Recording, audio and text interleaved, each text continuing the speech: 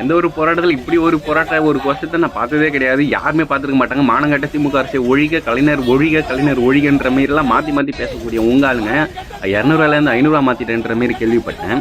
ஆக்சுவலாக 500ரூவா தராமல் 200ரூவா தான் தந்தீங்களா, அதனால் கோவப்பட்டு மானங்கட்ட திமுக அரசை ஒழிகன்னு சொல்லிட்டாங்களா. அதுக்கும் பின்னாடி இருக்கிறவங்களாம் கோஷம் போடுறாங்க. அந்த போலீஸ்காரருக்கு பார்த்துட்டு என்னடா இதெல்லாம் கோஷம் போடுறதா இருந்தால் ஒழுங்காக போடுங்கடா, கரெக்டான ஆளாக கொண்டு வந்து கரெக்டாக சொல்லி தந்து அதுக்கேற்ற மாதிரி பேச வைங்க. இப்படி தான் இந்த ஆட்சியை நீங்கள் கைவிட்டது, இந்த ஆட்சியில் நீங்கள் ஒழிஞ்சு போனது ஒரே காரணம் இங்கே இருக்கக்கூடிய இந்தமாரி ஆட்கள் தான். ஏன்னா அவங்க சரியாக பேசுறது கிடையாது, சரியாக ஓட்டு கேட்டு கிடையாது. எல்லாரையும் பொம்பளை தப்பாக ட்ரீட் பண்ணுறது. ஏன்னா இதுக்கே நான் உங்கள் பெரிய தலைவர், நடுத்தலைவர், அதோட பெரிய தலைவர் எல்லாமே எப்படி பேசிட்டு வந்து தான் இந்த கட்சி வளர்ந்துன்னு சொல்கிறீங்க. அது வரைக்குமே இணையதளம் என்பது இல்லாமல் இருந்துச்சு. ஆனால் இந்த காலத்தில் இளைஞர்கள் கையில் இணையதளம் இருக்கிறதால இங்கே யாருமே எந்த பொய்யும் சொல்ல முடியாது. இது ஆகுனா ஏன்னு சொல்லி நீங்கள் ஏதாவது விஸ்மா கதையை விட்டு போவீங்க.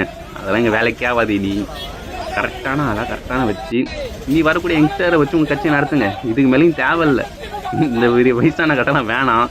வச்சு செஞ்சிங்கன்னா இந்தமாரி தான் உங்கள் கட்சியை வச்சு செய்யும் ஒழிகன்னு. Thank you so much.